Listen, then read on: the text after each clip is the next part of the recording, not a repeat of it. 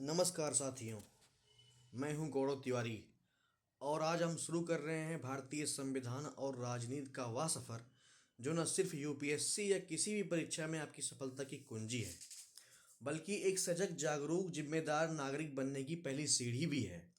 भारत का संविधान सिर्फ एक किताब नहीं है, बल्कि 130 करोड़ भारतीयों के सपनों, संघर्षों और संकल्पों का जीवंत दस्तावेज है। हमें यह बताता है कि हमारा देश कैसे चलता है, सत्ता किसके पास होती है और सबसे महत्वपूर्ण सत्ता का उपयोग जनता के हित में कैसे होना चाहिए। पॉलिटी पढ़ना मतलब सत्ता, समाज और संविधान की उस भाषा को समझना है जो अक्सर हमारे चारों ओर होती है, बट वी इग्नोर इट। लेकिन आज से नहीं, अब से हम न सिर्फ इंटरव्यू में सवालों के जवाब देंगे, बल्कि दिल और दिमाग से समझें कि हमारे अधिकार क्या हैं, सरकार हमारे लिए क्या करती है और हम इस लोकतंत्र को और मजबूत कैसे बना सकते हैं। तो चलिए संविधान की पहली पंक्ति be the people of India के साथ इस सफ़र की शुरुआत करते हैं, क्योंकि देश हम हैं और देश की राजनीति भी हमसे ही बनती है। Let decode the democracy. संविधान की उद्देशिका, प्रियम्बल ऑफ द कॉन्स्टिट्यूशन। संविधान सभा में उद्देश्य का प्रस्ताव प्रस्तुत 13 दिसंबर 1946 को पंडित जवाहरलाल नेहरू द्वारा किया गया था। तो पहला प्रश्न यहाँ पे ये बनता है कि संविधान सभा में उद्देश्य प्रस्ताव को कब पारित किया गया था। तो 13 दिसंबर 1946 को पंडित जवाहरलाल नेहरू द्वारा किया गया था। तो किसने किया था उद्देश्य प्रस्ताव को पारित? 13 दिसंबर 1946 को पंडित जवाहरलाल नेहरू द्वारा जो है। पहला क्वेश्चन ये बन सकता है आप लोगों के एग्जाम में। दूसरा प्रश्न ये बन सकता है, संविधान सभा द्वारा उद्देश्य प्रस्ताव अंगीकृत कब किया गया था? 22 जनवरी 1947 को। देखिए यहाँ पे जो है दो चीज़ें हैं। एक तो उद्देश्य प्रस्ताव प्रस्तुत किया गया है 13 दिसंबर 1946 को, और दूसरा प्रश्न ये बन सकता है कि उद्देश्य प्रस्ताव अंगीकृत कब हुआ था। तो 22 जनवरी 1947 को। ठीक है। भारतीय संविधान की उद्देशिका संविधान निर्माताओं के विचारों को जानने की कुंजी है। तो पहला प्रश्न बन सकता है जो है कि भारतीय संविधान की जो उद्देशिका है वो क्या है? संविधान निर्माताओं के विचारों की कुंजी है। तो ऑप्शन ऐसे बनाएगा कि संविधान निर्माताओं के विचारों की जानने कुंजी क्या है? मौलिक अधिकार हैं कि मूल अधिकार हैं कि जो है मौलिक कर्तव्य है कि राज के निश्चित तत्व हैं। तो ऑप्शन में रहेगा उद्देशिका। तो उद्देशिका इसका आंसर हो जाएगा। फिर भारतीय संविधान की उद्देशिका का विचार कहाँ से लिया गया है? संयुक्त राज्य अमेरिका के संविधान से लिया गया है, लेकिन जो भाषा है वो ऑस्ट्रेलिया के संविधान से ली गई है। तो प्रश्न जब ये पूछता है कि जो उद्देशिका है वो किस देश से ली गई है, तो यूएसए से ली गई है। और जब भाषा पूछता है कि जो प्रस्तावना की जो भाषा है या जो उद्देशिका की जो भाषा है या जो प्रियम्बल की जो भाषा है वो कहाँ से ली गई है? ऑस्ट्रेलिया से ली गई है। ठीक, इतनी बातें क्लियर हुई। चलिए हम एक झलक प्रस्तावना को पढ़ते हैं। हम भारत के लोग भारत को एक संपूर्ण प्रभुत्व हम भारत के लोग भारत को एक संपूर्ण प्रभुत्व, समाजवादी, पंथ निरपेक्ष, लोकतांत्रिक गणराज्य बनाने के लिए तथा उसके समस्त नागरिकों सामाजिक, आर्थिक, राजनीतिक न्याय, विचार, अभिव्यक्ति, विश्वास, धर्म और उपासना की स्वतंत्रता, प्रतिष्ठा और अवसर की समता प्राप्त करने के लिए तथा उन सब में व्यक्ति की गरिमा, राष्ट्र की एकता और अखंडता सुनिश्चित करने वाली बंधुता बढ़ाने के लिए दृढ़ संकल्प होकर अपनी इस संविधान सभा में आज तारीख 26 नवंबर 1949 ईस्वी को हम एतद द्वारा संविधान को अंगीकृत, अधिनियमित और आत्मार्पित करते हैं। तो देखिए ध्यान से समझिएगा, यहाँ पे प्रश्न क्या बन सकता है। प्रश्न ये बन सकता है कि प्रस्तावना में भारत को एक संपूर्ण प्रभुत्व संपन्न, समाजवादी, पंथ निरपेक्ष, लोकतांत्रिक गणराज्य बनाने के लिए बात की गई है। तो पहला है संपूर्ण प्रभुत्व संपन्न, दूसरा है समाजवादी, तीसरा है पंथ निरपेक्ष, चौथा है लोकतांत्रिक गणराज्य। जब आपसे पूछता है कि प्रस्तावना का उद्देश्य क्या है, तो प्रस्तावना का 4 उद्देश्य है। पहला है संपूर्ण प्रभुत्व संपन्न, दूसरा है समाजवादी, तीसरा है पंथ निरपेक्ष, चौथा है लोकतांत्रिक गणराज्य। ठीक है। उसके बाद जब पूछता है कि प्रस्तावना में कितने प्रकार के न्याय की चर्चा की गई है, तो प्रस्तावना में जो है 3 प्रकार के न्याय की चर्चा की गई। कौन कौन से? सामाजिक, आर्थिक, राजनीतिक। सामाजिक, आर्थिक, राजनीतिक। सामाजिक, आर्थिक, राजनीतिक। सामाजिक, आर्थिक, राजनीतिक न्याय, 3 प्रकार के न्याय की चर्चा की गई है। और अगर उद्देश्य की बात की जाए तो 4 प्रकार के उद्देश्य हैं। कौन कौन से हैं? संपूर्ण प्रभुत्व संपन्न, समाजवादी, पंथ निरपेक्ष, लोकतांत्रिक गणराज्य। और जब न्याय पूछता है तो 3 प्रकार के न्याय नागरिकों को मिलेंगे। कौन कौन से? सामाजिक, आर्थिक, राजनीतिक न्याय। और स्वतंत्रता कितने प्रकार की मिलेगी? 5 प्रकार की। कौन कौन से? विचार, अभिव्यक्ति, विश्वास, धर्म और उपासना की स्वतंत्रता। और समता कितने प्रकार की? 2 प्रकार की। कौन कौन सी? प्रतिष्ठा और अवसर की समता। समता कितने प्रकार की? 2 प्रकार की। प्राप्त कराने के लिए तथा उन सब में व्यक्ति की गरिमा और राष्ट्र की एकता और अखंडता सुनिश्चित करने वाली बंधुता को बढ़ाने के लिए आज तारीख 26 नवंबर 1949 को ऐसद द्वारा संविधान को अंगीकृत, अधिनियमित और आत्मर्पित करते हैं।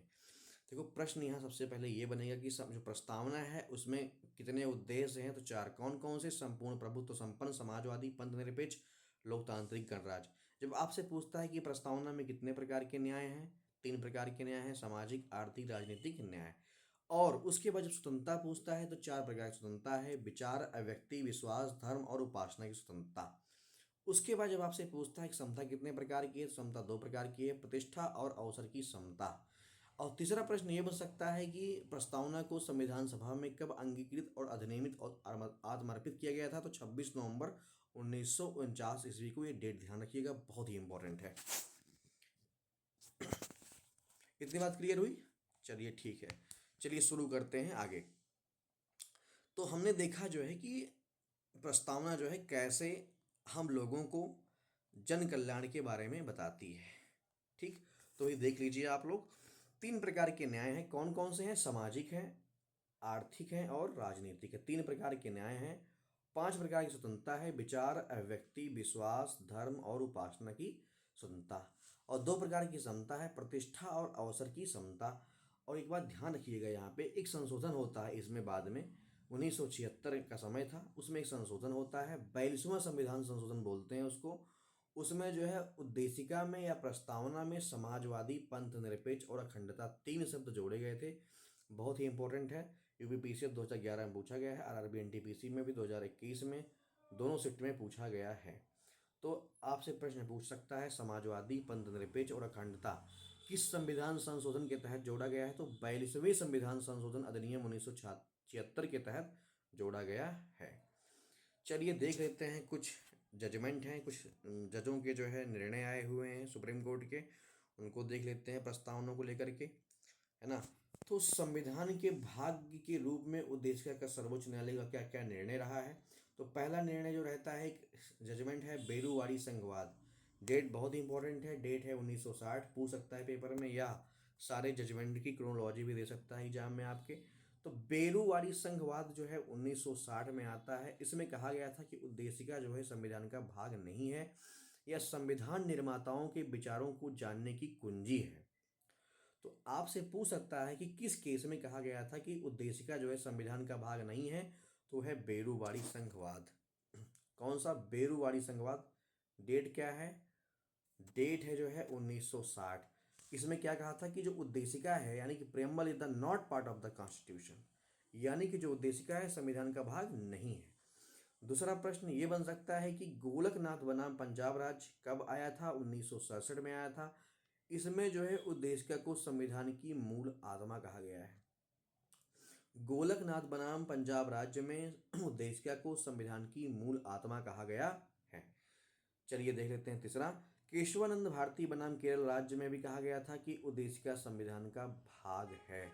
तो किस केस में कहा गया है उद्देशिका संविधान का भाग है? तो केशवानंद भारती बनाम केरल राज्य 1973। 1973 डेट बहुत इंपॉर्टेंट है, याद रखिएगा। गोलकनाथ 1967 में है, बेरुवारी 1960 में है। इसमें कहा गया था कि उद्देशिका में संशोधन भी किया जा सकता है। तो किस में केस में कहा गया है कि प्रेम्बल में संशोधन किया जा सकता है? तो प्रेम्बल में जो संशोधन है वो केशवानंद भारती बनाम केरल राज्य में किया जा सकता है। उसके बाद एक जजमेंट आता है बोम्मई बनाम यूनियन ऑफ इंडिया। बोम्मई बनाम यूनियन ऑफ इंडिया में कहा गया है कि उद्देशिका जो है संविधान का भाग है। और एन ए पालकीवाला ने भी उद्देशिका को संविधान का परिचय पत्र कहा है। तो पूछ सकता है पेपर में कि संविधान का परिचय पत्र किसे कहा गया है? N A Palkhivala. N A Palkhivala को उद्देशिका का संविधान का परिचय पत्र कहा गया है।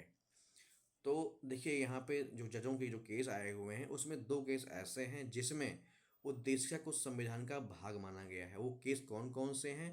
तो दो केस हैं। एक है केशवानंद भारती बनाम केरल राज्यवाद है, एक है बोम्मई बनाम यूनियन ऑफ इंडिया 1994। उसके बाद उद्देशिका जो है संविधान का परिचय पत्र है, इसको किसने कहा था? एन ए पालकीवाला ने कहा था। उद्देशिका राजनीतिक जन्मपत्री है। पत्री की कौन खोलता है? मुंशी खोलता है। तो मुंशी से याद रखिएगा, जन्मपत्री किसने कहा था? मुंशी जो है के एम मुंशी थे। मुंशी क्या करते हैं? मुंशी खोलते हैं, पत्री बनाते हैं, कुंडली बनाते हैं। तो ऐसे याद रखिएगा, उद्देशिका राजनीतिक जन्मपत्री है। उसके बाद एक क्वेश्चन और बनता है कि संविधान शरीर है तो उद्देशिका उसकी आत्मा। यदि उद्देशिका आधारशिला है तो संविधान उस पर खड़ी अट्टालिका। यह बात किसने कही थी? सुभाष कश्यप ने कही थी ये बात। तो सुभाष कश्यप जो है, सुभाष क्या करें, सुभाष ही ऐसी बात कर सकते हैं इतनी सुंदर भाषा में। इतनी सुंदर भाषा जो कोई कह सकता है कि संविधान शरीर है तो उद्देशिका उसकी आत्मा है।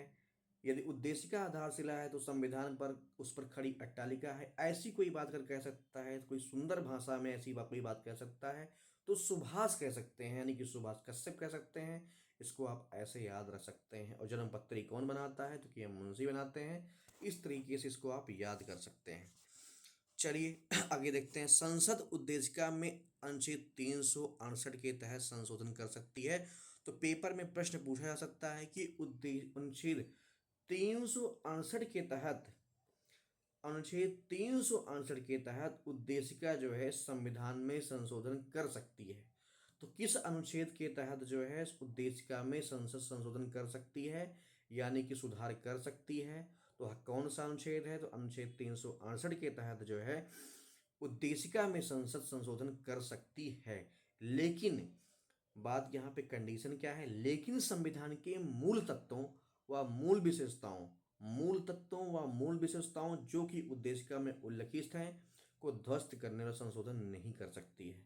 जो उद्देशिका में जो मूल बातें हैं या जो मूल तत्व हैं उनको जो है संशोधित नहीं कर सकती है।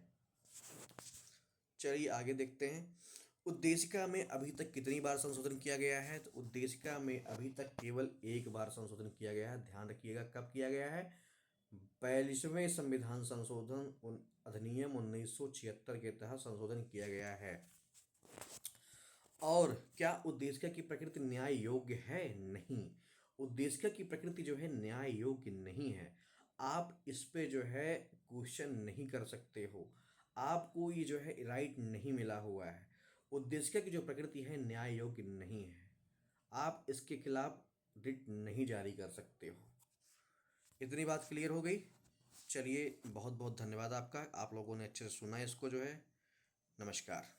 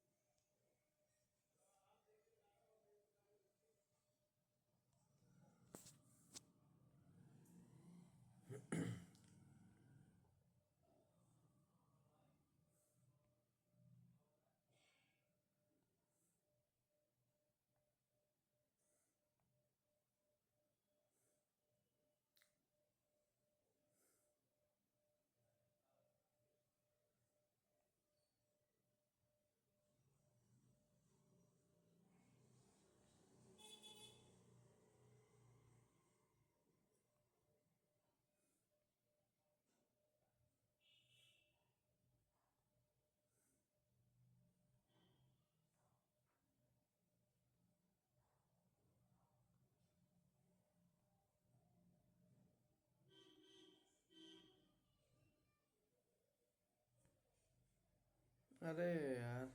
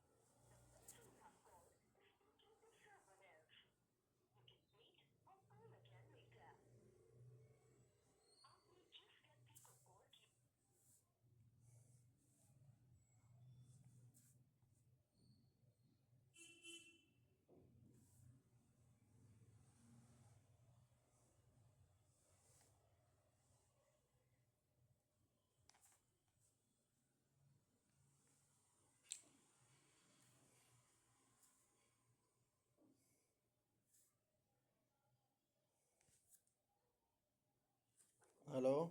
हाँ गुरुदेव प्रणाम। प्रणाम भैया, काल काका। कल आए कहाँ थे गुरुदेव? आज